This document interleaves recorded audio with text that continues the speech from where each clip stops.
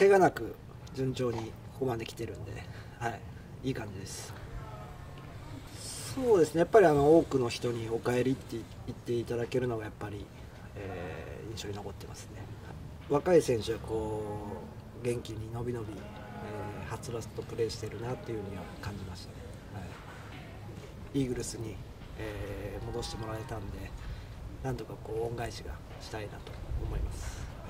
元気なプレーを、球場でお見せできるように頑張りますので、応援よろしくお願いします。